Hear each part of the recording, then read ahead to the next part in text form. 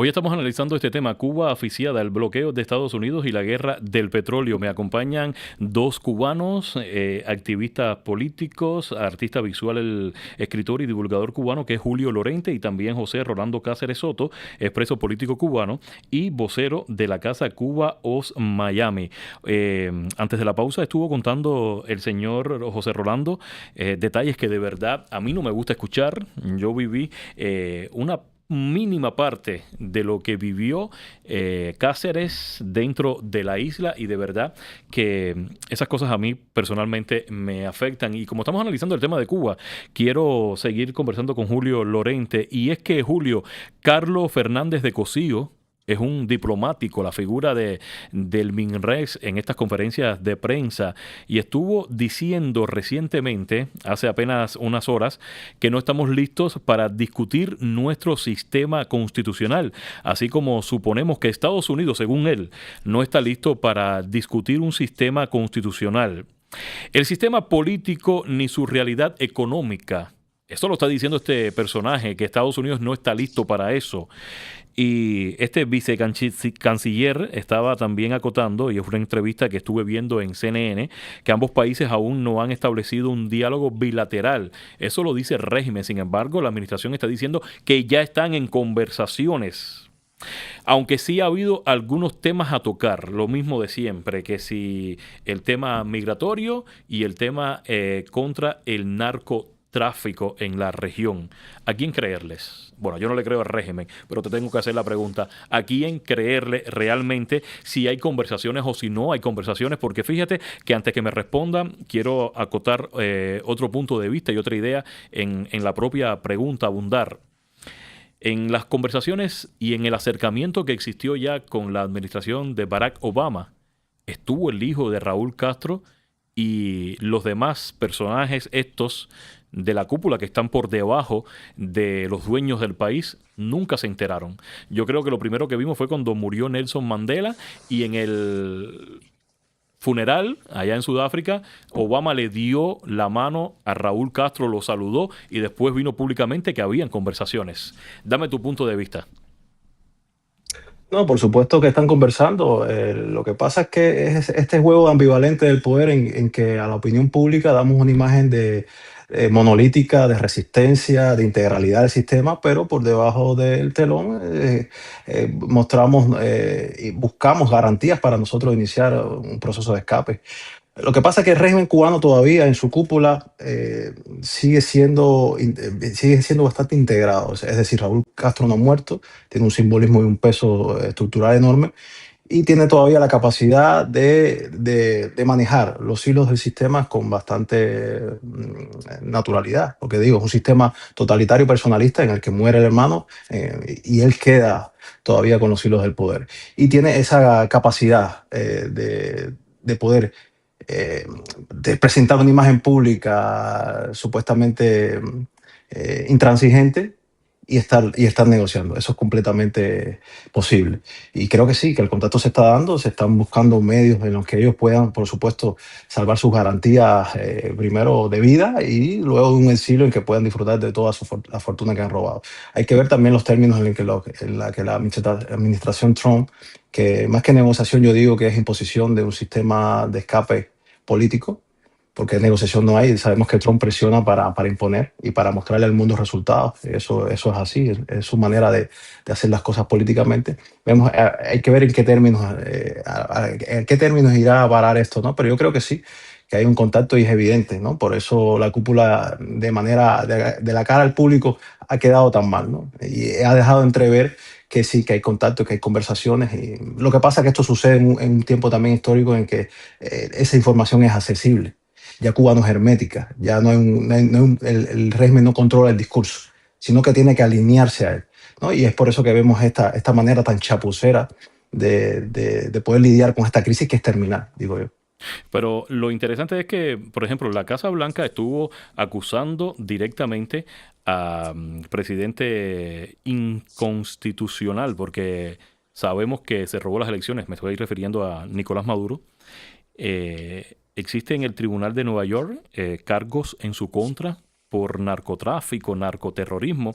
Pero fíjate que Ya que me estás diciendo esa parte, me vino a la mente, ¿no? Que Raúl Castro dio la orden para derribar las avionetas de los hermanos al rescate en los años 90. ¿Podría Exacto. este acontecimiento jugar en contra y abrírsele una causa a Raúl Castro ya en sus últimos años de vida? Y poder en los Estados Unidos hacer lo mismo que hizo con Venezuela, ir y sacarlo y presentarlo aquí en un tribunal, quizás en la ciudad de Miami. No creo que sea así. Yo creo que ellos están buscando ante todo una garantía de vida y si no es así, pues van a estar dispuestos a que implosione eso de la peor manera. Una escalada de un conflicto en que, por supuesto, el pueblo sea el que pague los platos rotos, ¿no? Yo no creo que sea... lo de Maduro es un tanto diferente desde el punto de vista geopolítico. Hay que ver la estructura de poder en Venezuela sí albergaba hacia adentro luchas intestinas. Hay una facción que lidera Diosdado, los hermanos Rodríguez que son formados en Londres, conocen el aparato de la política norteamericana, conocen cómo negociar. O sea, hay una tensión del poder interna en el chavismo que no la tiene la cúpula cubana. La cúpula cubana es más monolítica, es más integrada y aún la parte de arriba del poder controla la estructura. Esto no se ve en Venezuela. Es por eso que esa extracción quirúrgica que hizo el ejército norteamericano de Maduro fue con total complicidad del ejército, porque hay facciones en disputa y los hermanos Rodríguez controlaban la información y sirvieron a Maduro en bandeja. No creo que esto pueda suceder en el caso cubano. Y la única garantía que va a pedir Raúl Castro, porque sabe que puede haber una persecución internacional si él sale a un exilio sin garantías, es esa, ¿no? Que le perdonen la vida y que le permitan un exilio dorado en Rusia o en donde sea. Es por eso que no creo que vaya a haber este tipo de movimientos, al no ser que no queden alternativas, por supuesto. Claro que sí. Cáceres, ¿cómo quedaría entonces Díaz Canel, que lo vemos bastante contestatario? Voy con el amigo José Rolando Cáceres, la pregunta directamente con él, ¿cómo quedaría Díaz Canel, que lo vemos bastante, o sea, Bueno, lo mira, vemos contestatario, bien guapo, como decimos popularmente, dentro de Cuba, saliendo a decir que se va a inmolar si fuera necesario? Si estas negociaciones se dan de la manera que está esperando todo el mundo, el gobierno de Donald Trump, Marco Rubio, deciden que vayan a un exilio dorado estos personajes como Raúl Castro y su familia, su círculo cercano, ¿qué pasaría con la Machi, la primera dama de la isla, y con Canel? bueno, primeramente no lo creo. Yo creo que el régimen lo que está haciendo, por eso que hay zonas, pueden que estén en conversación, en diálogo. Eso se vio. Yo estuve presente en, en, en la cumbre de las Américas en Panamá, donde estuvo la sociedad civil independiente puesta por el régimen y la sociedad independiente de nosotros. Estaba el exilio y muchos de nosotros de Cuba salimos de Cuba directamente a Panamá. Fue la única vez que no pusieron ni problemas en los aeropuertos para impedir el viaje de la sociedad civil independiente, la verdadera. Y en ese momento estaba Alejandro Castro Espín como asesor de seguridad junto a su padre, Raúl Castro, donde estaban también la parte de los enviados de Obama de seguridad. Y pienso que sí hay una conversación, pero recordemos que lo que hay es por un lado, primeramente menos agresivo cuando sucedió lo de Venezuela y lo que había dicho Donald Trump, y después ha cambiado, si se han visto, ha cambiado el discurso. Ya están hablando de cooperación con el gobierno de los Estados Unidos en el tema de terrorismo, que Cuba no alberga. Vas a ver que hay un tira y un encoge, y esto lo que está buscando es tiempo. También como exiliado, no solamente es mi opinión, sino de muchos cubanos también, de ver que estas personas se vayan de Cuba sin pagar todo el sufrimiento que han hecho al pueblo cubano, lo veo tampoco, lo veo muy difícil también que pueda suceder, pero esperemos. Estos meses son decisivos. Vemos también, no es Donald Trump, sino vemos un Marco Rubio que tiene conocimiento de la realidad, de lo que puedan estar haciendo el régimen, la cúpula, ganando tiempo de que aparezca un Salvador, como apareció en los años cuando Venezuela. Ellos están buscando un Salvador. Ya están viendo, se vio en una noticia que vi de un avión ruso que aterrizó en La Habana, un avión militar, no se sabe qué es lo que habrá llevado, pero ya hay movimiento también por parte del gobierno de los Estados Unidos de aviones por la parte norte de Cuba haciendo los escaneos. Quiere decir, todas como decir, las piezas en el En el juego de tablero. ajedrez está Sí. puesto, en el tablero, Efectivamente. está puesto. A Ahora propósito, esperemos, quiero tomar tu idea, ¿no? De que el régimen cubano está buscando un salvador. Y es que precisamente después de todo este colapso que ha venido en los últimos años, después del 2020, después de la pandemia, donde las exportaciones de petróleo dirigidas de Venezuela hacia Cuba disminuyeron gradualmente, de verdad, que para lo que recibían y lo que se quedaron recibiendo después del 2020 por parte de Venezuela fue lo mínimo, y sale ANLO en México, una persona de izquierda, y regresa también después de ANLO, no, vuelve al poder el izquierdismo en el país mexicano con Claudia Sheinbaum. Ella está contra la pared. Y es mi punto de vista, porque mientras ella quiere ayudar al régimen, y lo ha dicho públicamente, Donald Trump ha dicho también y ha firmado una orden ejecutiva presidencial que los países que ayuden energéticamente al régimen de La Habana serán sancionados con aranceles. Vamos a ver este material de Martín Noticias y después regresamos con este tema tan interesante. Mientras tanto, pues vamos a enviar otros productos que son indispensables para el pueblo cubano. La orden ejecutiva del presidente Donald Trump que impone aranceles a los países que suministren petróleo a Cuba ya tiene sus primeros efectos. Entonces estamos buscando por todas las vías diplomáticas porque, como lo hemos dicho, pues es un tema de ayuda humanitaria fundamental para la isla. La presidenta mexicana Claudia Sheinbaum había defendido reiteradamente el envío de petróleo al régimen de La Habana. Pues yo creo que cada país tiene la soberanía para poder decidir qué hace con sus recursos naturales. Pero la medida de la administración Trump hizo que el gobierno mexicano activara la vía diplomática. Esta semana estamos planeando una ayuda humanitaria a Cuba.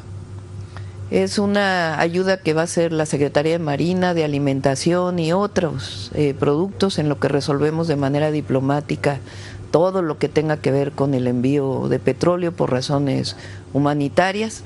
Desde Washington, el congresista Carlos Jiménez reaccionó al anuncio de la presidenta de México.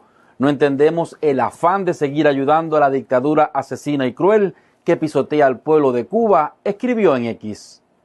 Ya en su momento informaremos con todo detalle. Este lunes, la presidenta Sheinbaum anunció que ya establecieron los primeros contactos con el régimen cubano. Y obviamente poniéndonos de acuerdo con la embajada de Cuba aquí, de exactamente pues qué es lo que necesita. Este fin de semana el Departamento de Estado informó que el secretario Rubio sostuvo una conversación con el canciller de México, Juan Ramón de la Fuente, sobre temas de seguridad regional y prioridades compartidas. Hanoi Martínez. Mira qué interesante esta parte, Julio, y quiero tu punto de vista. Mientras Canel habla de soberanía, sigue dependiendo del petróleo venezolano, que ya no lo va a recibir, y dependiendo también del petróleo mexicano, pero algo más, dependen a todas voces del crédito ruso.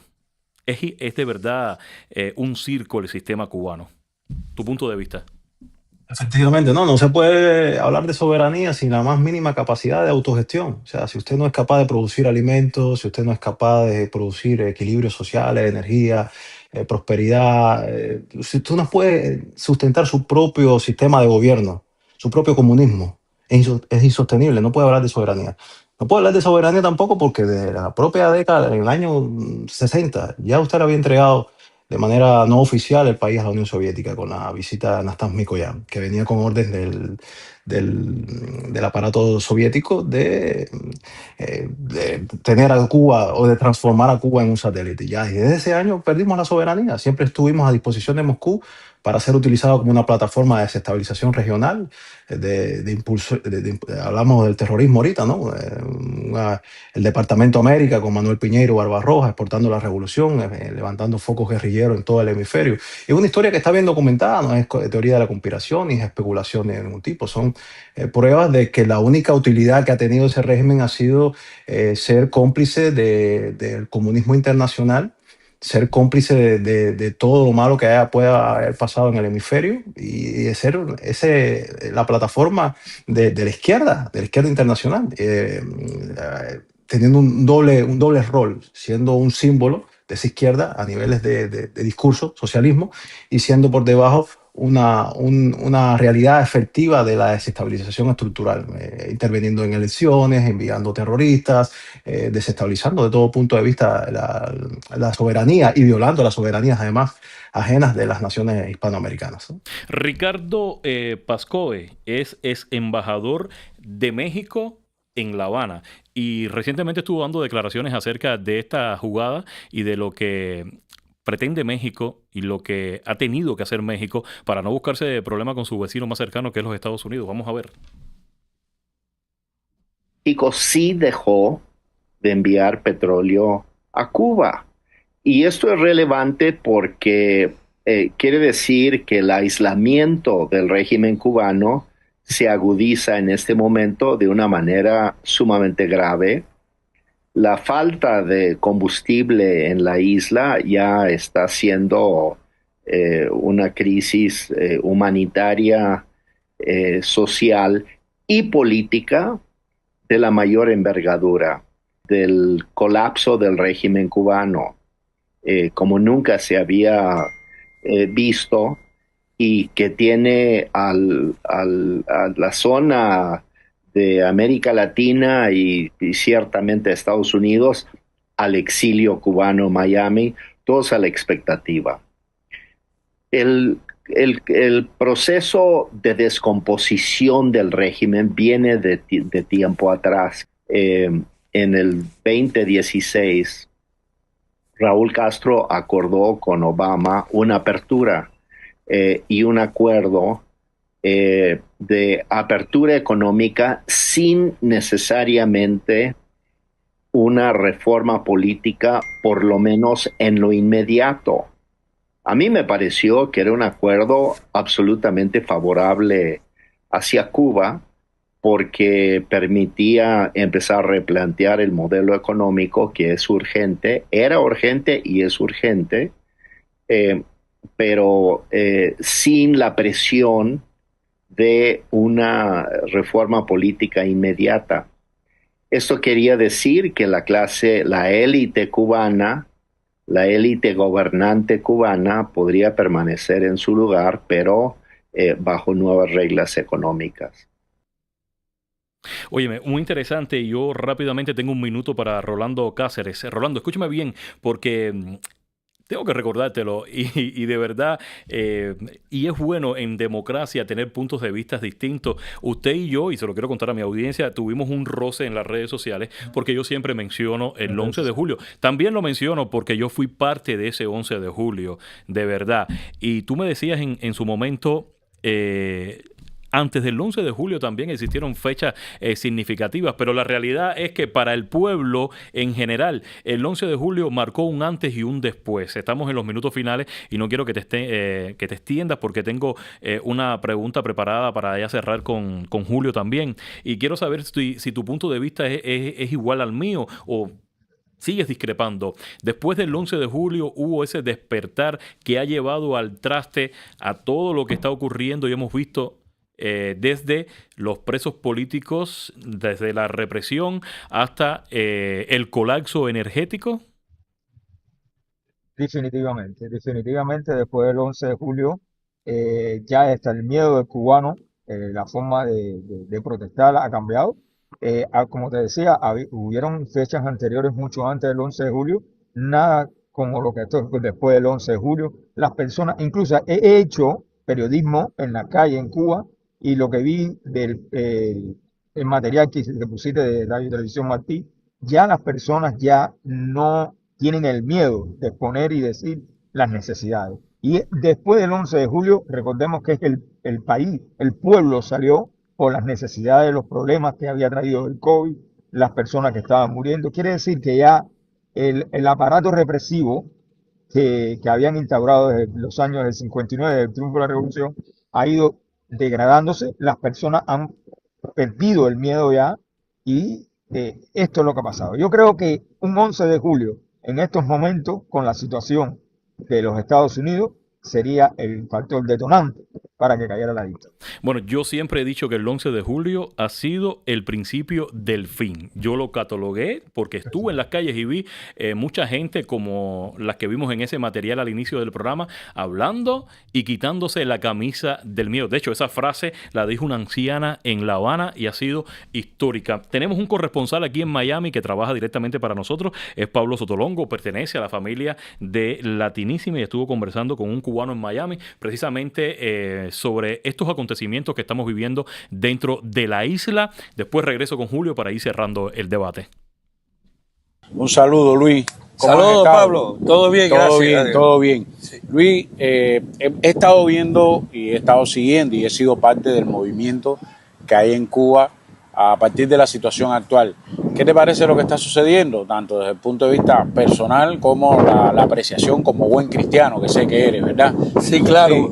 Gracias, sí, he estado al tanto, estoy en comunicación con todas en las redes sociales y también con personas dentro de Cuba. Y primero, ante todo, tenemos que orar mucho. Como soy cristiano y creo firmemente en la oración y Dios tiene su tiempo para todas las cosas.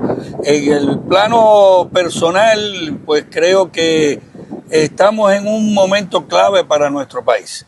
Se avecinan cambios, indiscutiblemente se avecinan cambios, cómo, cuándo y hasta qué profundidad sean, no sabemos humanamente hablando, pero tiene que haber cambio. El cambio viene. El cambio viene y es un hecho. Yo soy moderadamente optimista y te digo por qué, porque por un lado mi sentimiento es que quiero ver una Cuba libre. Mis padres no pudieron ver una Cuba libre, mis abuelos no pudieron ver una Cuba libre. Yo quiero que mis hijos, mis nietos vean a una Cuba libre. Ese es mi sentimiento y es mi deseo, pero por otro lado veo ese régimen que constantemente se está buscando muy camaleónico, buscando la represión, buscando. Hoy mismo oímos al día al Sin Casa, hablando. Yo en realidad lo empecé a ver, pero como no me había tomado la famotidina temprano en la mañana, el estómago no soportó. No aguantó el estómago. Pero nada, más de lo mismo, más de sacrificio para el pueblo, pero para ellos la vida sigue igual o mejor. La vida sigue igual o mejor, teniendo todos los privilegios, teniendo todas las cosas. Y eso el pueblo ya lo sabe. Y entonces es sencillamente estar preparados para cuando ese cambio llegue, nosotros desde aquí ayudarlo. Es como decir, vamos a limpiar una herida. La herida hay que rasparla, esa duele, pero después viene carne fresca. Sé que algunos dirán, bueno, pero tú estás allá también disfrutando, pero es la única manera. Hay que hacer sacrificio de ambas partes, de los que estamos afuera y de los que están adentro, para que ya ese camaleón deje de cambiar de color y se convierta en un color de libertad. Color de libertad. Gracias, Luis. Muy amable que esté aquí con nosotros y nos estamos viendo, ¿eh? ¿Cómo no? Y viva Cuba libre. Viva Cuba libre. Como gritó mi abuelo, que era más Y que Dios bendiga a todos los cubanos. Dios bendiga a Cuba. Creo que es el momento de la pregunta incómoda, se la voy a hacer precisamente a Julio para ir cerrando ya el espacio. Y Julio, ¿realmente Cuba está preparada para la transición o veremos décadas de reconstrucción, no solo de la infraestructura, sino, como lo decía al inicio, mental y socialmente? No, ninguna sociedad que ha padecido un régimen totalitario está nunca lista para una transición. Y es un reclamo también que puede pecar de ingenuo y que he visto en redes sociales también pretender pensar una transición virtuosa, inmaculada, en el que desaparezca el castrismo y aparezcan actores políticos que con todo el amor y toda la capacidad para hacer las cosas lo mejor posible. Eso no funciona así. Será un proceso de prueba y error, una vez sacado el castrismo de la ecuación, en el que pueden emerger nuevas fuerzas políticas. También hay una cosa importante que casi nunca se toca en estos temas, y es que Cuba cuenta con un exilio cubano-americano con mucha capacidad financiera. Y esto es muy importante porque esto se puede constituir rápidamente en no solamente en una fuerza política, sino en una fuerza financiera con autonomía para intervenir y ayudar a reconstruir el país. Lo otro son maneras cívicas que enseña el mercado, que enseña la democracia y que se aprenderán sobre la marcha. Pero es lo que hay. Hay un pueblo traumado, deformado, con malas maneras, adaptado a vivir del Estado o a malvivir del Estado. Y con esto vamos a tener que lidiar. Nosotros que estamos afuera, poner nuestro grano, los que están adentro, aprender a vivir también, a democratizarse y con el dinero, con el auspicio, con los préstamos, con todas las fuerzas que pueden intervenir en ese proceso de transición, aprender a ser un mejor país. Lo cierto es que estamos con esto que está ocurriendo, estamos en el momento más cercano a esa transición. Yo lo veo desde esa manera porque no había visto tanta presión, no había visto tampoco tanto desgaste y tanta... es que los calificativos no son Es los que el ideales sistema, para ese sistema que lo que ha hecho ha sido destruir lo que heredaron del capitalismo, porque el sistema cubano, la revolución, no ha construido nada, absolutamente nada. ese es otro aspecto importante, es que hay una memoria capitalista que no se ha perdido del todo. Cuba fue una república que con todas sus contradicciones fue exitosa. Y eso tampoco lo tuvieron las otras sociedades excomunistas. No tuvieron un capitalismo previo al que pudieran acudir en un momento de transición. Nosotros tenemos una experiencia capitalista previa y fue funcional. Tenemos un exilio con capacidad de inversión y tenemos toda la voluntad política y humana de reconstruir nuestro país. Y hay capital humano, por supuesto que sí. Por supuesto que sí. Qué bueno, de verdad, fue un placer haber recibido a Julio Lorente, artista visual, escritor y divulgador cubano. Por cierto, antes de irte, ¿cómo van tus obras? Porque este muchacho que tenemos acá en pantalla es un excelente artista de la plástica, ha Muchas expuesto gracias. dentro de la isla y en arenas internacionales. ¿Cómo va tu carrera aquí en los Estados Unidos? Que has tenido que reinventarte como todos. Sí, por supuesto, ¿no? Estoy trabajando, trato de equilibrarla, ¿no? Trabajando en una futura exposición y trabajando en mi segundo libro y trabajando también en mi canal de YouTube de divulgación. En fin, es todo el tratar de Cuando buscar el esté equilibrio entre listo tantas cosas. cuando esté listo el libro y cuando esté listo también la futura exposición, te brindo frente a frente para que puedas promocionarla. Muchísimas gracias, Aurelio, por la No, invitación y no. y el espacio. A Muchísimas ti, gracias, de de verdad. verdad. Ya estamos llegando al final. También voy a despedir a José Rolando Cáceres Soto, expreso político cubano, radicado aquí en la ciudad de Miami. Un placer, amigo mío. Los micrófonos y las puertas abiertas para otros intercambios. Muchísimas gracias. De verdad, señores, Cuba está a las puertas de ese llamado cambio por el cual llevan décadas la oposición, que ha sido disminuida, apagada por el régimen, pero ha sobrevivido desde el pacifismo. Qué bueno que estuviste conmigo para que conozcas mucho más sobre el tema de Cuba. Soy Aurelvis Cabrera. Nos volveremos a encontrar.